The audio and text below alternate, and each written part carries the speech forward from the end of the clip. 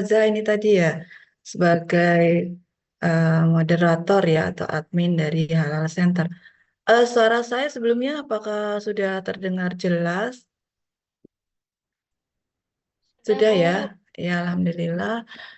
Baik, saya menyapa peserta pelatihan. Assalamualaikum warahmatullahi wabarakatuh. Waalaikumsalam warahmatullahi wabarakatuh. Ya, Alhamdulillahirrahmanirrahim. Pada kesempatan kali ini kita bisa bertemu ya dengan suasana yang berbeda yang biasanya kita ketemu di kelas uh, untuk materi perkuliahan gitu ya. Nah, sekarang sedikit aplikatif yang itu kaitannya juga berhubungan dengan luaran, salah satu luaran profil lulusan Prodi Kimia UIN ya, yaitu sebagai penyelia. Nah, di sini saya akan menyampaikan materi yang itu juga perlu Anda pahami sebagai calon penyelia ya. Mudah-mudahan nanti setelah mengikuti pelatihan ini itu Anda mendapatkan sertifikat ya ini sangat ini ya berharga gitu ya menurut saya karena ada kompetensi lebih atau keahlian lain yang Anda miliki selain nanti lulus sebagai sarjana kimia. Saya izin share screen untuk materinya yaitu bagaimana mengawasi bahan, proses, dan produk halal dan melakukan penanganan produk yang tidak memenuhi kriteria halal.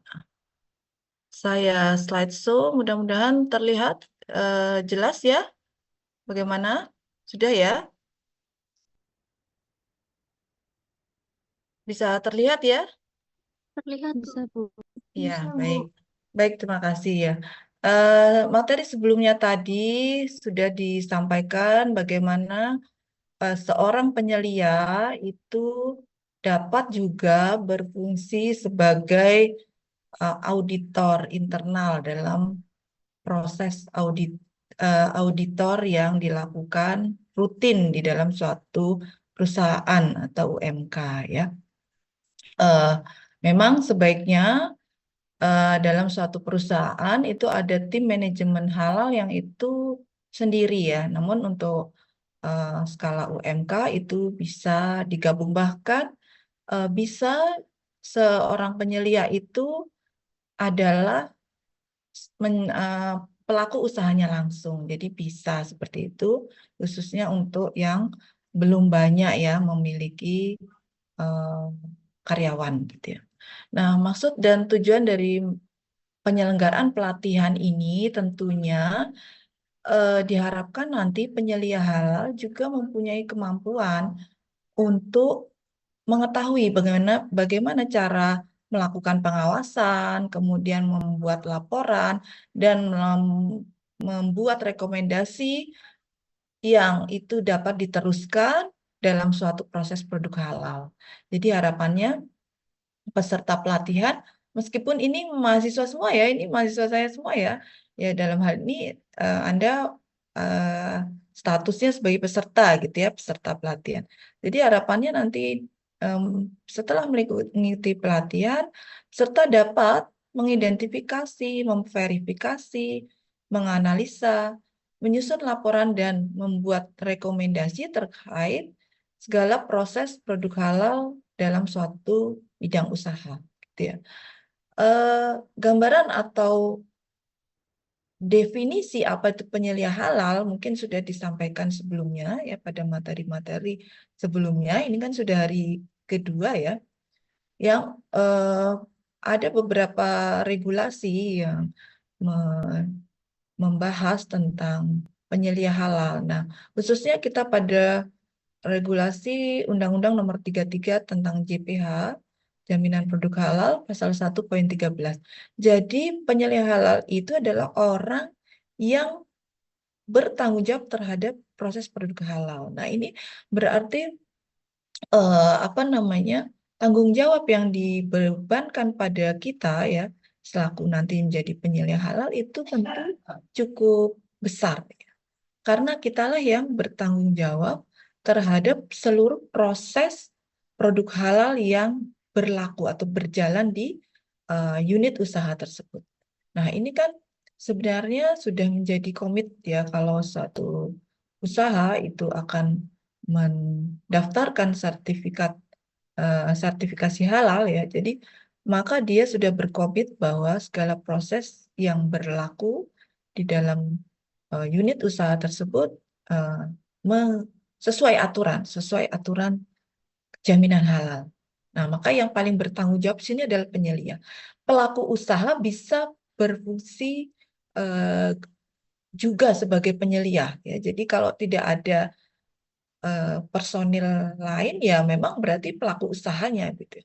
Namun kalau sudah besar gitu ya perusahaannya atau bisa memisahkan tim penyelia, tim manajemen halal dengan out apa namanya owner ya ini berarti orang yang berbeda ya. Nah, tugasnya apa? Tadi tanggung jawab terhadap proses produk halal ada di penyelia. Ya. Maka tugasnya sebagai penyelia adalah yang paling pokok adalah mengawasi sebagai pengawas di perusahaan. Namanya mengawasi ya berarti ya memperhatikan betul ya apa yang berjalan di situ gitu ya. Nanti kalau ada ketidaksesuaian maka ini dapat membuat rekomendasi bagaimana tindakan perbaikan atau pencegahannya. Nah, berkoordinasi tentu dengan tim manajemen yang ada. Nah, tadi juga sudah disampaikan bahwa penyelia halal ini juga harus ada atau mendampingi auditor halal saat proses pemeriksaan. Jadi, eh, suatu unit usaha ya atau pelaku usaha jika akan mengajukan SH ke BPJPH, maka setelah berkas dinyatakan oke, maka akan dilakukan pemeriksaan oleh auditor, kesesuaian antara dokumen yang masuk dengan realita misalnya gitu ya. Nah, ini fungsinya auditor di situ. Nah, kebetulan saya juga sebagai auditor halal di LPH UIN, jadi eh, misalnya ada pelaku usaha yang mengajukan SH, ya saya juga kalau ditugaskan untuk melakukan audit, maka akan saya lakukan pemeriksaan di lokasi ya. Nah, pada saat pemeriksaan itu, di situ harus ada penyelianya, ya, penyelia dan owner pelaku usahanya. Nah, kalau UMK atau masih sebatas usaha-usaha kecil ya, itu biasanya memang jadi satu, apa, penyelia dan ownernya atau pelaku usahanya itu. Nah, jadi kita sebagai penyelia harus nanti siap untuk memberikan informasi, kemudian menyampaikan data-data ya terkait seluruh proses yang ada. Ini harus. Jadi kalau nanti penyelianya nggak bisa atau berhalangan, ya nggak bisa dilakukan audit. Itu harus kita sepakati waktu di mana nanti uh, semua bisa hadir dan ada proses yang nanti kita cek langsung ya ketika nanti dilakukan uh, pemeriksaan. Nah, sehingga menurut saya tanggung jawab penyelia ini justru uh, tidak ringan ya. Selain dalam penyusunan atau dalam pengusulan SH itu menyusun SJPH ya. Nah, maka selain menyusun itu juga selama proses harus terus mengawasi, mengusulkan misalnya ada penggantian bahan, misalnya atau mengusulkan penghentian produksi yang tidak memenuhi ketentuan PPH, lalu membuat laporan ya. Semua itu harus dilakukan secara rutin. Ya, ini tidak berhenti kalau auditor halal kan ketika dilakukan pemeriksaan yang bertugas ya. Namun setelah nanti dinyatakan oke, sesuai, kemudian keluar SH, nah maka selama proses keberlanjutan proses produk halal ini menjadi tanggung jawab penyelia gitu ya. Ini jadi terus itu sistemnya. Apa yang sudah kita tulis, ini kemudian kita laksanakan, kemudian kita lakukan evaluasi saat kaji ulang manajemen itu ya pada saat audit internal itu. Nah, maka ini tanggung jawab penyelia itu kontinu gitu ya, tidak berhenti uh, setelah SH keluar. Karena kalau sudah komit, maka itu tentu harus konsisten dilaksanakan. Kemudian,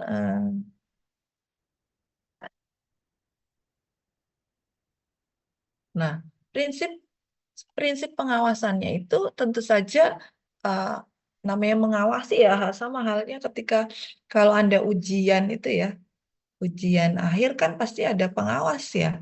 Yang itu pengawasnya seringkali dosen pengapu. Nah, sama prinsip pengawasannya ya, berarti kita mengecek ya, melihat proses eh, apa yang sudah dilakukan. Mulai nanti pengawasan itu mulai ada 5 hal. Nanti saya jelaskan di sini ya. Apa aja sih yang diawasi gitu ya? Itu tidak hanya prosesnya saja, tapi ada banyak 5 hal yang harus diawasi oleh penyelia dan itu dapat dilaporkan jika terjadi penyimpangan. Nah, pengawasan sebenarnya dapat dilakukan dari 2 sisi, baik internal maupun eksternal. Kalau pengawasan internal itu tadi ya, mestinya dalam suatu apa namanya perusahaan yang besar itu maka ada timnya, tim manajemen halal misalnya di situ. Nah, penyelia masuk dalam bagian itu. Kalau sebenarnya ini hampir mirip juga dengan standar ISO ya. eh, apa namanya tim manajemen ISO itu juga boleh sebenarnya atau mau digabung juga bisa ya. Jadi misalnya dalam suatu perusahaan itu pasti ya ada tim ISO-nya itu sudah pasti untuk melakukan penjaminan mutu terhadap produk dan proses yang berlaku di perusahaan. Nah, ini bisa jadi satu. Jadi artinya tim ISO-nya itu juga bisa berfungsi atau ditugaskan atau menjadi tim manajemen halal ya, penyelianya di situ, masuk di situ. Karena hampir sama sebenarnya kita kalau ISO itu kan eh, apa namanya proses pengawasan untuk menjamin kualitas produk ya, quality assurance, quality control. Nah, sebenarnya kalau halal sama, hanya di sini ditambahi eh, selain menjaga kualitas juga memastikan bahwa seluruh prosesnya sudah sesuai dengan kriteria halal. Sebenarnya kan gitu ya. Jadi enggak apa namanya bukan hal yang berbeda jauh. Dan pengawasan itu selain di internal yang oleh penyelia juga bisa dilakukan oleh pihak eksternal. Nah, siapa pihak eksternal itu? Ya tentu saja bisa masyarakat luas, ya, organisasi yang kompeten atau concern terhadap produk halal. Misalnya, salah satunya bisa Halal Center, itu kan satu atau lembaga-lembaga yang concern di bidang halal ya. Eh, ada apa namanya laporan dari masyarakat, misalnya, oh itu melakukan penyimpangan padahal sudah mendapatkan SH. Nah, ini kan berarti ada pengawas dari eksternal. Nanti bisa ditindaklanjuti. Selain kalau internal berarti penyelianya ya yang bertanggung jawab. Referensinya yang digunakan eh, sebagai bahan ini tentu saja yang paling pokok SKKNI ya. SKKNI. Jadi seorang penyelia juga perlu paham bagaimana eh, tahu cara mengawasi bahan, proses, dan produk yang sesuai standar. Nah, sebelum ke pengawasan bahannya, nah ini saya sedikit review terkait dengan pengertian bahan ya. Mungkin kemarin ya ini ya, kemarin Anda sudah mendapatkan informasi terkait bahan yaitu apa itu bahan? Yang disebut bahan tentu saja unsur yang digunakan untuk membuat atau menghasilkan produk. yang disyaratkan dalam SJPH. Jadi produknya apa? Nah, bahan itu berarti unsur yang digunakan. Nah, sedikit review mungkin masih ada yang ingat. eh Cindy, ini mahasiswa Kim apa Tin ya yang ikut pelatihan ini ya? Kok kayaknya masih campur. Oh, masih di Ini sini. memang campur, Bu. Ada yang dari Oh, teknik industri dan biologi. hmm. Jadi terbuka gitu ini, pelatihannya terbuka ya memang ya. Kan terbuka khususnya untuk mahasiswa kimia, namun ada beberapa mahasiswa teknik industri dan biologi yang bergabung juga. Alhamdulillah. Oh, siapa yang bersedia gitu kalau untuk di luar kimia gitu ya? Atau seleksi? Enak nih karena kan lumayan gratis ya. Ya, coba siapa yang bisa review Atifa mungkin ya? Ada Atifa, bahan yang Anda ketahui itu apa aja? Berdasarkan jenis bahannya, ada bahan Mm-mm, baku, bahan olahan, mm-mm. bahan dan bahan penolong, Bu. Oke, ya berarti ini paling tidak ada yang diingat ya, sudah ingat apa yang sudah disampaikan eh, kemarin ya. Jadi yang disebut bahan itu nanti tadi ya segala unsur yang itu berperan dalam menghasilkan produk. Nah, maka kita pisahkan bahan, ini harus paham dulu ya terkait bahan, karena ini nanti menjadi unsur yang juga harus dituliskan di dalam daftar bahan ketika kita menyusun SJPH. Jadi ada bahan baku, bahan olahan, bahan tambahan, bahan penolong. Nah, kalau bahan baku tentu bahan itu eh, merupakan bahan utama ya, yang menjadi bagian terbesar dalam bentuk barang kita itu apa bahannya. Misalnya produknya kue, lah pasti bahan bahan bakunya pasti eh, apa namanya tepung itu Pak utama tepung telur. Seperti itu. Kalau bahan olahan, maka bahan ini merupakan proses pengolahan yang dihasilkan dari proses pengolahan tertentu. Misalnya, dan itu kita gunakan. Misalnya bakso, ya. Bakso kan merupakan bahan olahan, tapi kita gunakan sebagai bahan dalam eh, produk kita gitu ya. Atau bahan olahan yang lain, sosis misalnya. Itu bahan olahan. Kalau bahan tambahan, ya memang bahan yang biasanya sengaja ditambahkan ke dalam proses pengolahan itu dengan jumlah yang kecil, namanya juga tambahan ya. Jadi dia bukan merupakan bahan utama. Yang itu memang hanya untuk menambah, misalnya menambah cita rasa, menambah untuk memperbaiki penampakan gitu ya, untuk meningkatkan nilai, misalnya tambahi vitamin, nilai gizi, nah seperti itu ya. Daftar bahan tambahan itu bisa Anda cek itu di eh, BP POM ya, daftar yang diperbolehkan. Nah, kalau bahan penolong ini juga harus ikut dicantumkan di dalam daftar bahan. Bahan penolong ya sebenarnya tidak berkaitan langsung, tetapi dia dibutuhkan pada saat proses, misalnya sebagai kemasan ya. Kan kalau nggak ada kemasannya, yo repot kan kalau kita sudah menghasilkan produk tapi nggak dikemas. Nah, ini jadi menjadi hal yang penting juga untuk diperhatikan ya. Kemudian pembersih, eh, perekat dan seterusnya. Jadi memang sifatnya untuk membantu gitu ya. Nah, Anda sudah tahu. Nah, kemudian karena sebelum kita masuk ke mengawasi bahan ya tentu bahannya harus paham dulu ya nanti. Jangan-jangan yang mau diawasi apanya, yang disebut bahan juga eh, apa belum paham misalnya. Jadi setelah Anda mengetahui apa yang menjadi fokus yang harus diawasi pada awal ya, pada saat awal yaitu terkait bahan, maka eh, pengertian bahan harus dipahami dulu. Nah, sebagai penyelia ada 5 hal yang harus kita awasi. Yang pertama adalah mengawasi pengadaan bahan. Nah, ini kan berarti dari awal sekali.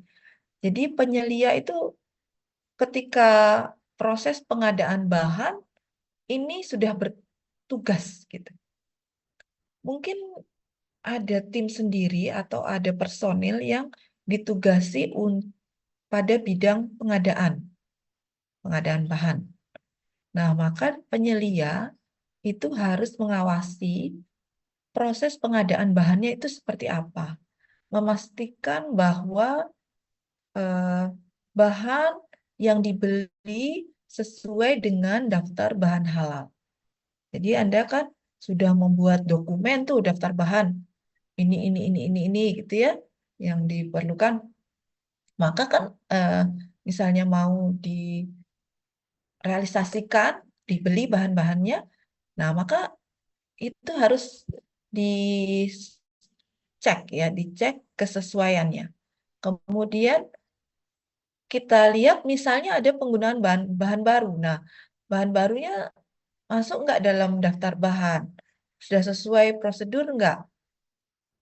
Sudah disetujui belum? Nah, maka kalau belum, maka itu perlu juga ada prosedur bagaimana penggunaan jika ada bahan baru. Ini perlu kita periksa ya, apa namanya, diperiksa oleh penyelia. Buktinya tentu saja dilihat kwitansinya. Kemudian misalnya ada bahan yang harus PO ya, purchase order misalnya. Nah, kan ada keterangan di situ ya, dia PO apa, bahan apa. Ada juga form pengadaan bahan. Jadi memang kalau ini khususnya ya, memang eh, pelatihan penyelia di sini penyelianya kan juga memang lebih istilahnya diperlukan yang lebih detail begini untuk perusahaan-perusahaan besar ya. Namun sebagai penyelia misalnya untuk tingkat UMK ya tidak ada salahnya kita mengetahui juga jadi dapat informasi. Nah, misalnya nanti ada bahan yang dikemas ulang, itu kan sering ya oleh supplier. Nah, jadi kita nggak beli langsung, kita belinya dalam bentuk grosiran misalnya. Nggak apa-apa, tetapi penyelia halal harus memastikan itu ada kontrak pembelian agar bahan yang dikirim itu sesuai. Kan misalnya ya kita membeli ayam atau daging gitu ya. Bisa jadi kita itu belinya di eh, supplier yang bukan langsung ke RPH-nya. Jadi kalau nanti produk itu menggunakan bahan daging misalnya atau ayam gitu ya, itu kan dia kalau mau produknya didaftarkan SH, maka kan ayam dan daging ini harus eh, diambil dari RPH yang sudah rumah pemotongan yang sudah tersertifikasi halal.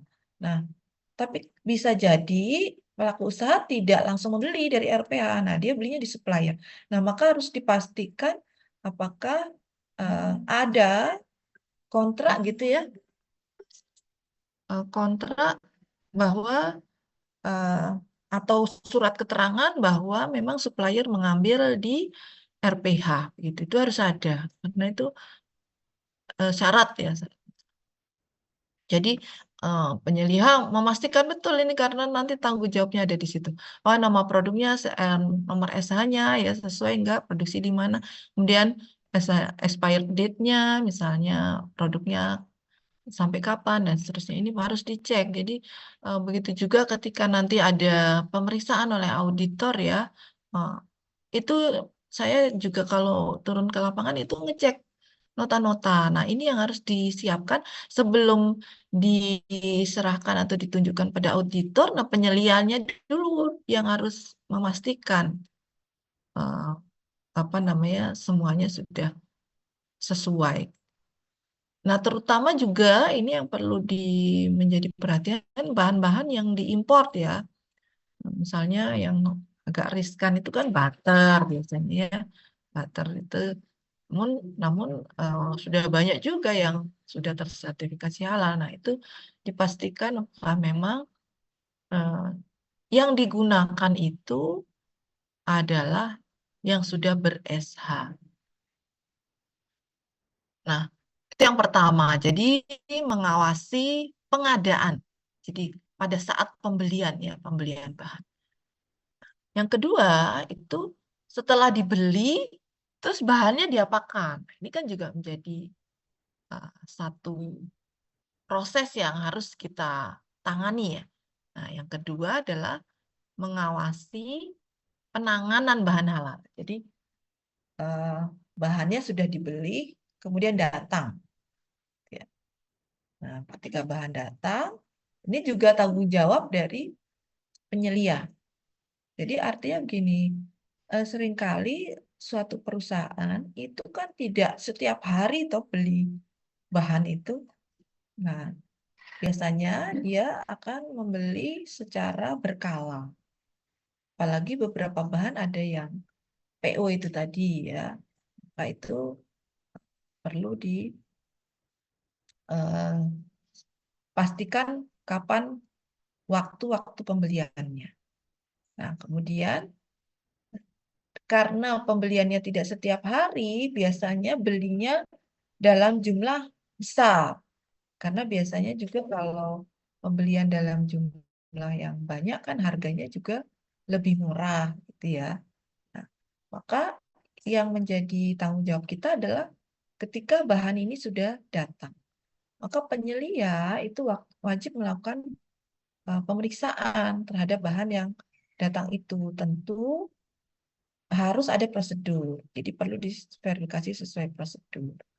Bahan datang apakah sesuai ya dengan yang dipesan. eh, Jangan sampai yang dipesan A yang datang B. Ini kan sering itu mungkin ada kesalahan, ketidaksesuaian atau ada penyimpangan. Karena sering kalau perusahaan besar bisa jadi ya ada oknum-oknum misalnya ya yang itu ingin memanfaatkan dan seterusnya. Penyimpangan lah istilahnya ya. Nah, ini harus menjadi perhatian oleh penyelianya. Jadi apalagi yang dari impor itu ya, itu benar-benar harus kita pastikan kesesuaiannya. Nah, jika tidak sesuai, maka ini perlu menjadi bahan catatan. Nah, yang akan dilaporkan nanti ketika ada audit internal atau kaji ulang manajemen. Nah, nanti dilaporkannya di situ, seperti yang sudah disampaikan tadi ya. Tentu yang menjadi fokus dalam pemeriksaan bahan ketika datang ini tentu yang ber-SH ya. Jadi kalau bahannya itu tidak kritis atau positif list ya, ya boleh tidak diperiksa. Artinya tentu saja bahannya aman ya. Misalnya eh,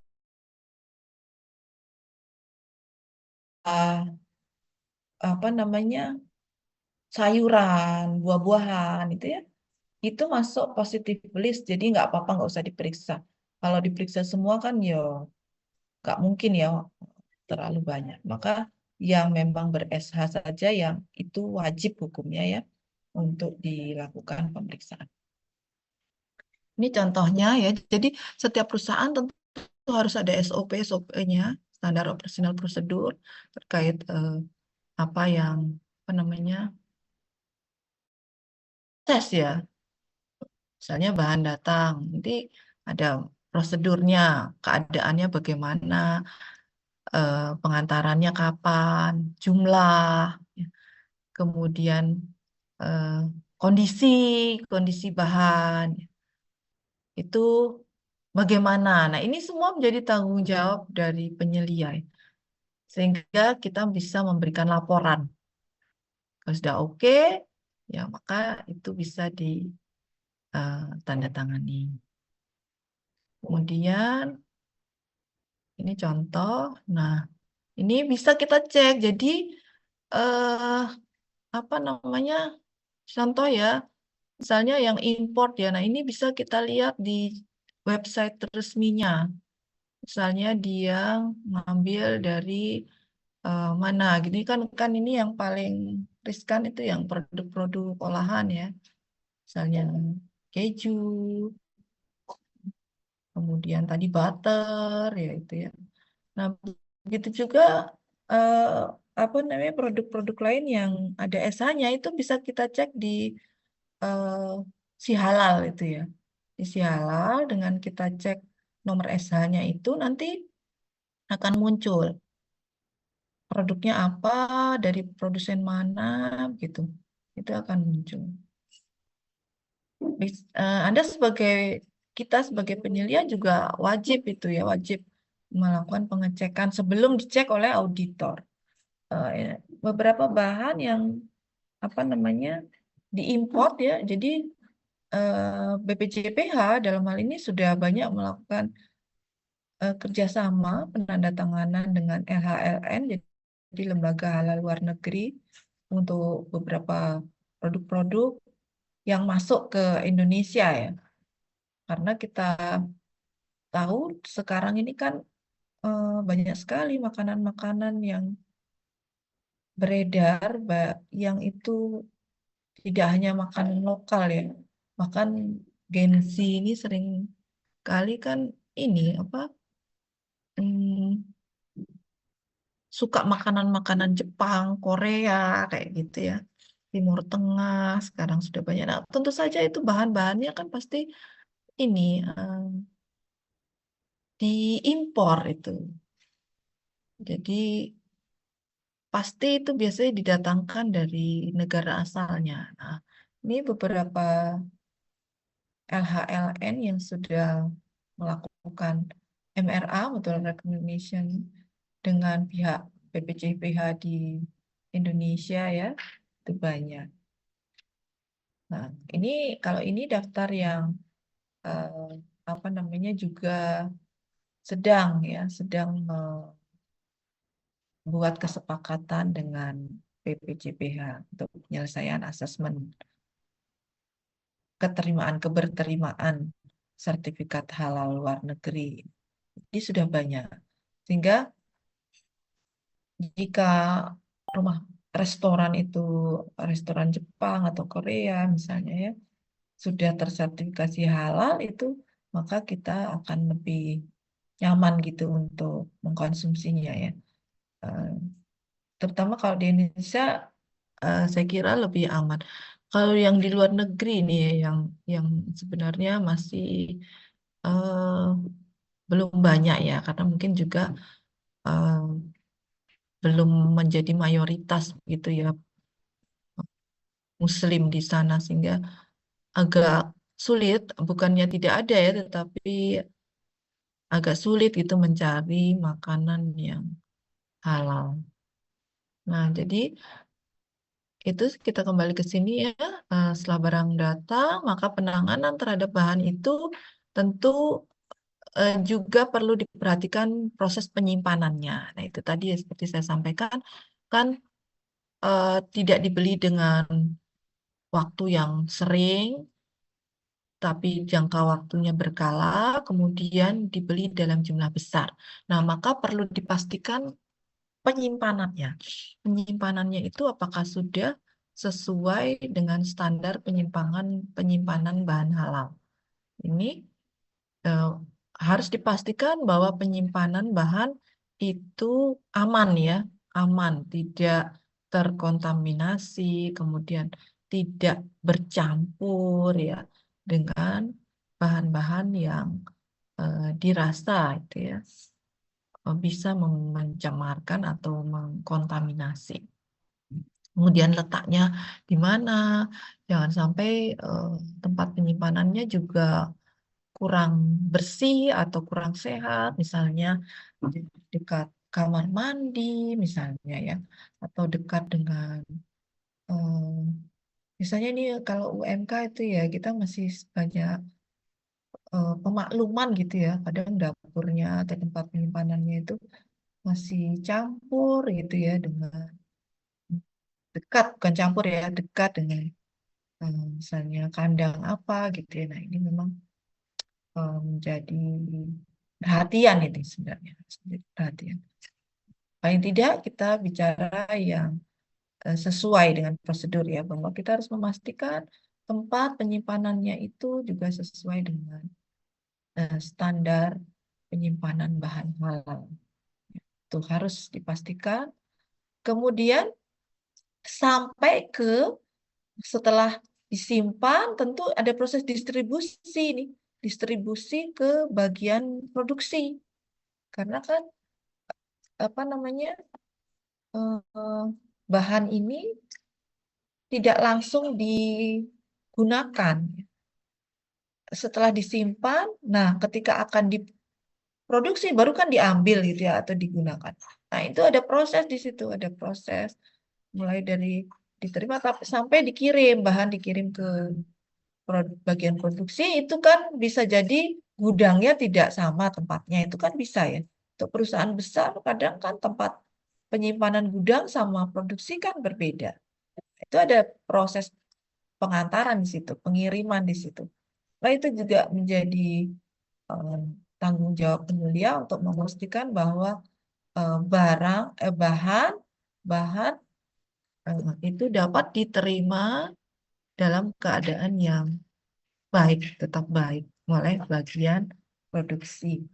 Ini juga ada prosedurnya sehingga eh, harus dipastikan itu bahwa semuanya sudah sesuai, tidak terjadi penyimpangan selama proses pengiriman di bagian produksi.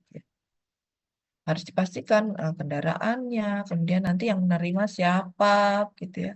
Keadaan bahan rusak tidak, dan seterusnya. Karena justru disinilah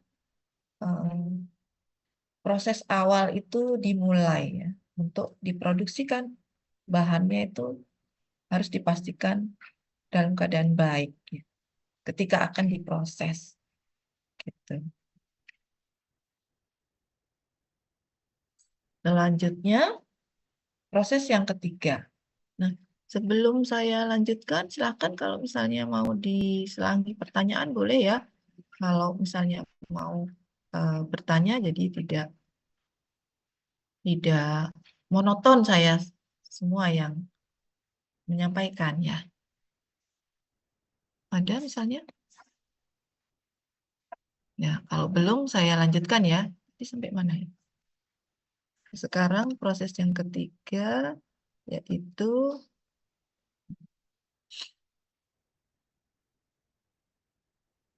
proses ya, proses. Nah, proses mengawasi proses produk halal. Nah, tadi kan sudah sampai ke tangan produksi.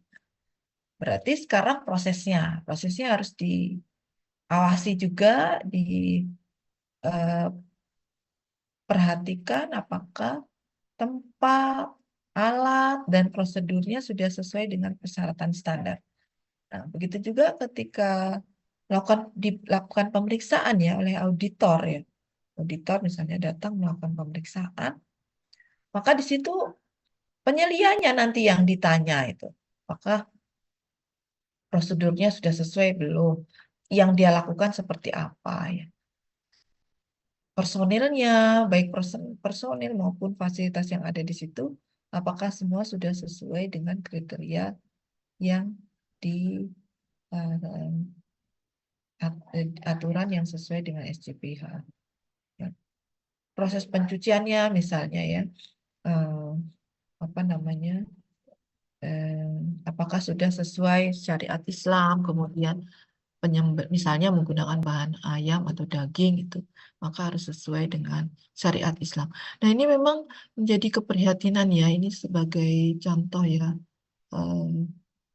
di daerah yang mungkin memang belum banyak yang Muslim gitu ya. Kemarin anak saya itu KKN itu di Biak, Papua ya. Situ apa namanya mayoritas non Muslim. Nah, maka ketika ada ya, tapi kalau kita tidak tahu tidak ada hukumnya ya. Jadi kalau tidak tahu tidak ada hukumnya. Tapi kalau kita sudah tahu ya itu sudah tahu kok nekat gitu ya. Nah, itu apa namanya ya harus menjadi pertanyaan itu ya. Jadi masyarakat sana itu ceritanya memberi mahasiswa KKN itu ayam gitu ya, ayam hidup. Nah, bingung nih kok ngasihnya hidup-hidup gitu ya. Terus gimana caranya untuk menyembelih? Sebenarnya ada yang bisa, tetapi sedang keluar waktu itu. Nah, kemudian hmm, dibawalah ke dapur, maksudnya mau mau minjem pisaunya gitu ke penduduk setempatnya. Ternyata melihat ada yang bawa ayam, nih sudah dibantu sini.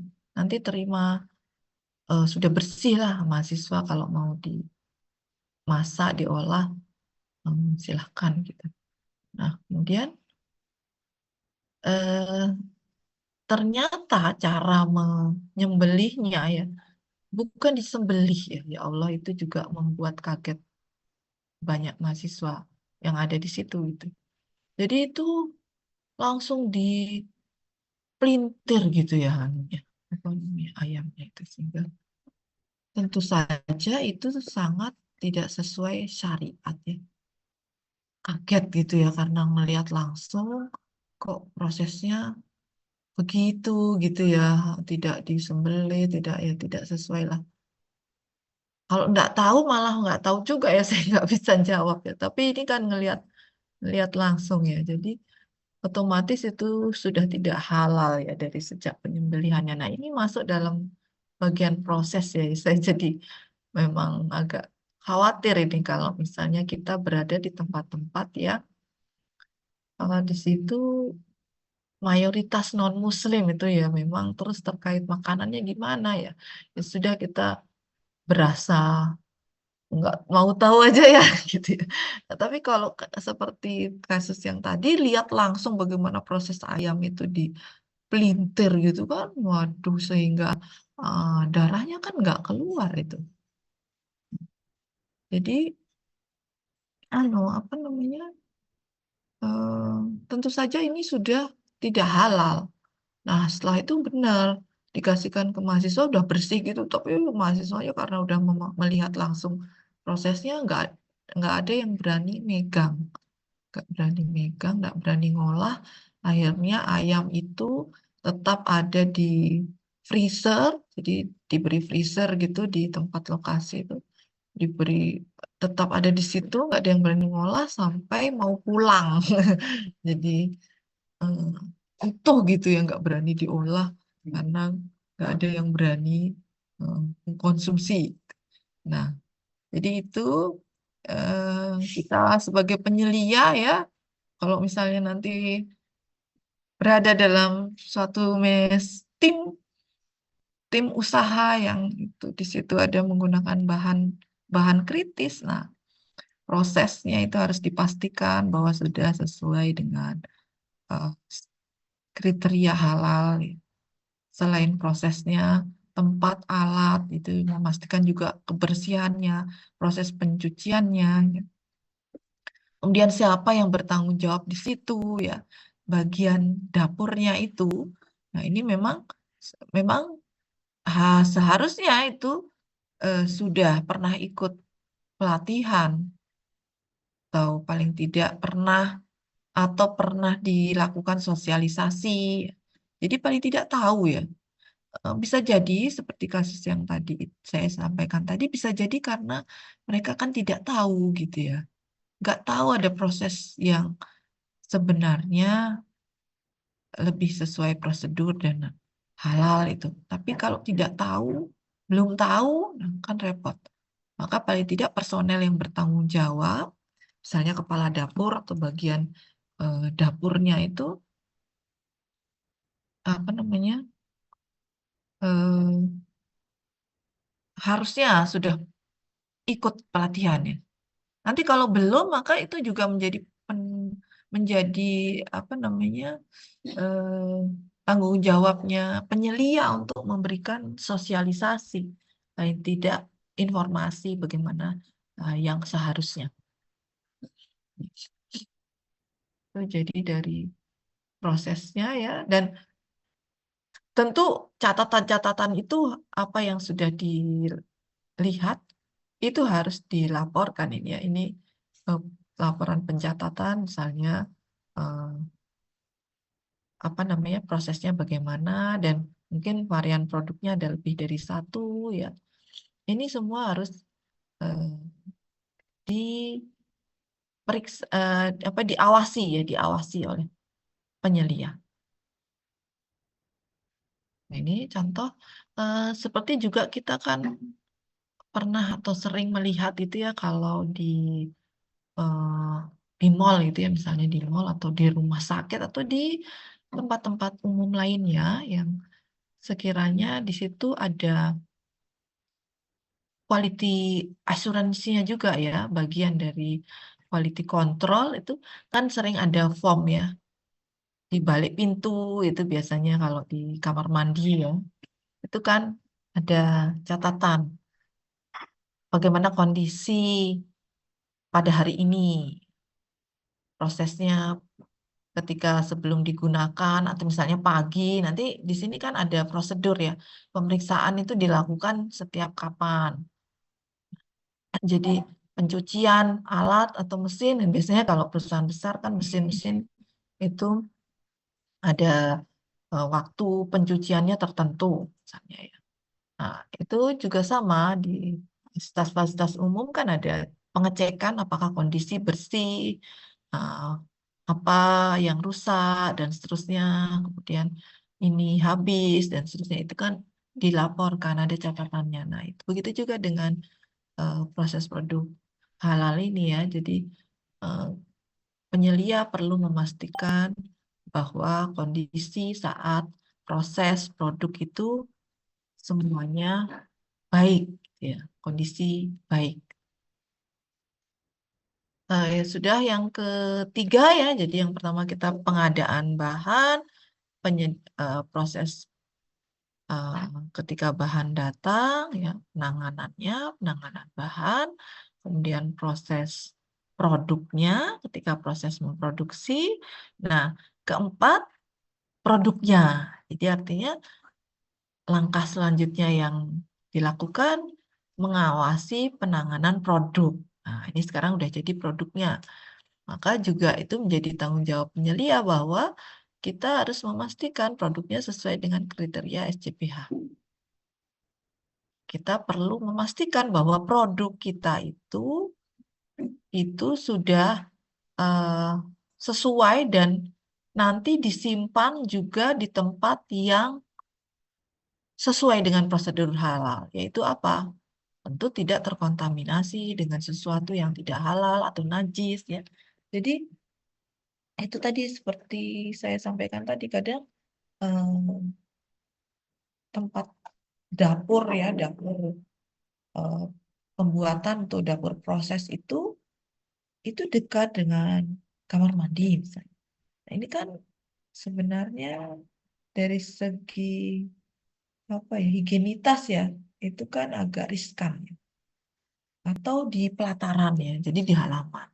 Kemarin saya barusan ngaudit gitu ya, ngaudit rumah makan, bukan warung bukan rumah makan, warung sate sate Padang. Nah itu eh, ketika melakukan pengecekan, saya didampingi oleh penyelia yang dalam hal ini dia juga PU aja langsung ownernya.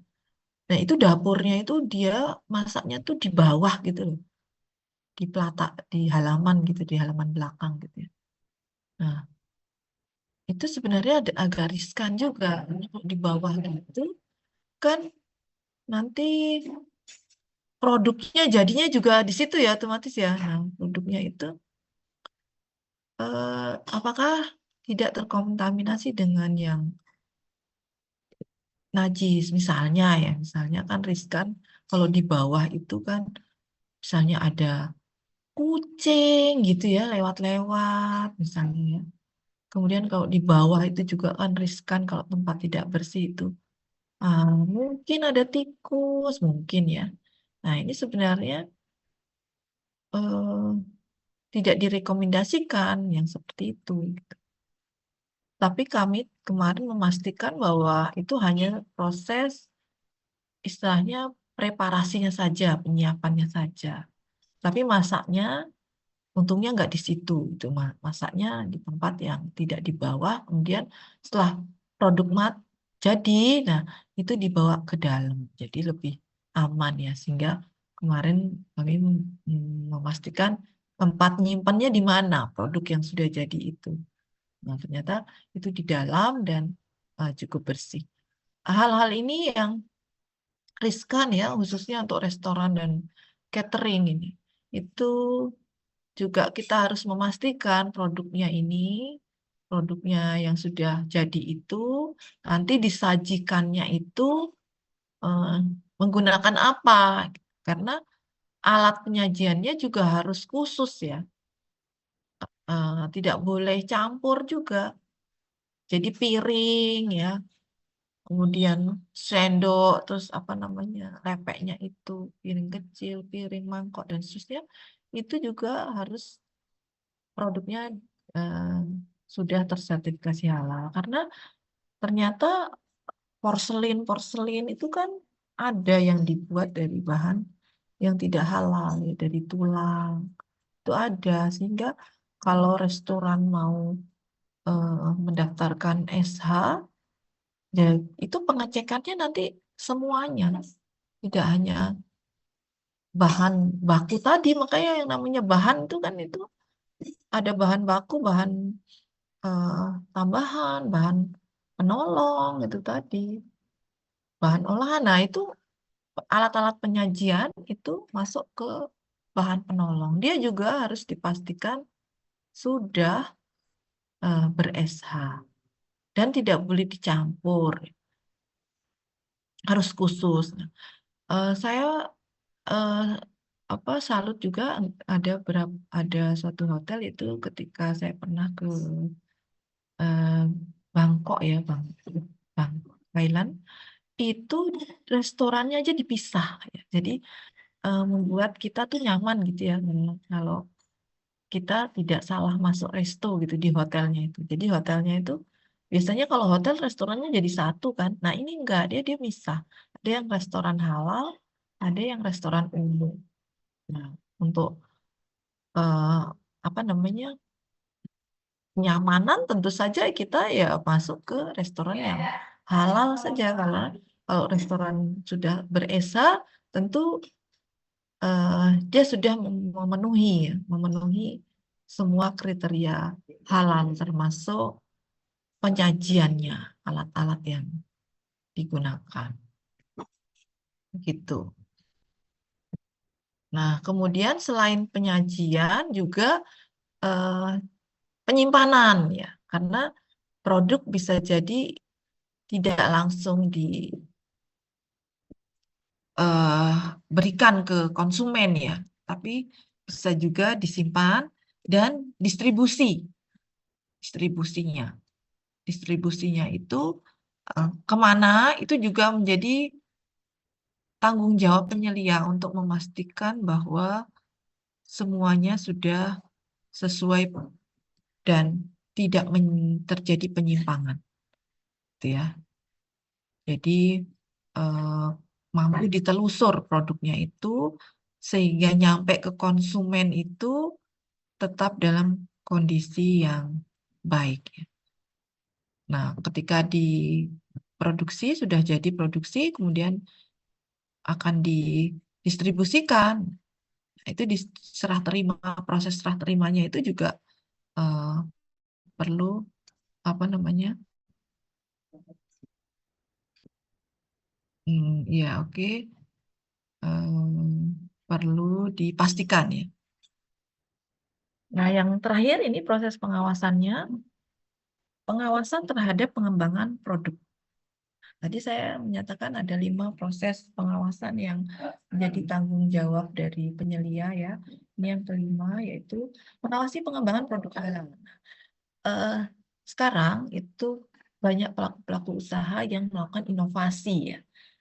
Inovasi terhadap produknya. Karena kalau tidak gitu nanti kalah saing ya. Kan, namanya dunia industri itu memang penuh persaingan ya. Jadi kita perlu apa namanya, melakukan inovasi. misalnya produknya jadi apa, di variasi apa, dan seterusnya. Nah, maka ini juga menjadi tanggung jawab dari penyelia untuk memastikan apakah ada prosedur reformulasi. Kalau misalnya bahannya itu belum terdaftar, misalnya ya, dia menambahkan bahan baru. Nah, bahan baru belum terdaftar, maka ini harus mengikuti prosedur bagaimana penggunaan bahan baru. Kalau misalnya dilakukan pengembangan, nah pengembangan produknya juga harus dipastikan apakah sudah ber-SH atau sudah didaftarkan SH-nya sebelum dipasarkan. Jadi nggak boleh ya kalau misalnya suatu produk itu sudah ber-SH, kemudian produk A misalnya. Kemudian dia melakukan pengembangan. Nah, pengembangannya itu apakah menggunakan bahan baru atau tidak? Nah, kalau penggunaan bahan baru maka perlu dilaporkan dulu. Bisa jadi produknya itu belum ber-SH, yang produk pengembangannya itu. Jadi harus kita menjamin, memastikan bahwa pengembangan produknya itu juga sesuai dengan prosedur. Ya. Itu kan sering, kadang-kadang ya memang ini ya, eh, apa terjadi penyimpangan-penyimpangan setelah keluar SH. Nah, maka yang bertanggung jawab siapa di sini? Ini penyelianya. Jadi penyelia itu bertanggung jawab seterusnya ya dalam proses. Tidak hanya proses, pokoknya selama produk itu ada, masih ada, nah, maka kan dia terus menjadi tanggung jawabnya. Dia perlu dilaporkan. Nah, setelah pengawasan yang Anda lakukan itu dicatat, tentu dibuat laporan. Karena kan nggak mungkin itu hanya bentuk data-data yang tidak diolah, kemudian hanya rekaman, itu tidak cukup ya. Jadi harus eh, terstruktur, dibuat laporan. Sama halnya kalau Anda melakukan praktikum ya, praktikum kan pertama melakukan kegiatan di lab percobaan. Apa yang didapat tentu data kan, data-data. Namun kan eh, nggak bisa kok hanya data saja yang disampaikan ke pihak asisten atau dosen gitu kan ya. Tentu harus dibuat dalam bentuk laporan sebagai bentuk tanggung jawab. Nah, gimana cara membuat laporan? Saya kira Anda tentu sudah punya pengalaman ya. Jadi tidak hanya data yang disajikan, tapi data itu perlu diolah, ya. Diolah kemudian menjadi sebuah laporan. Contohnya misalnya kalau data ya hanya data saja, misalnya barang datang berapa, kemudian yang digunakan berapa misalnya, tersisa berapa itu kan masih data, maka itu perlu dibuat ya, dibuat laporan dalam bentuk tertulis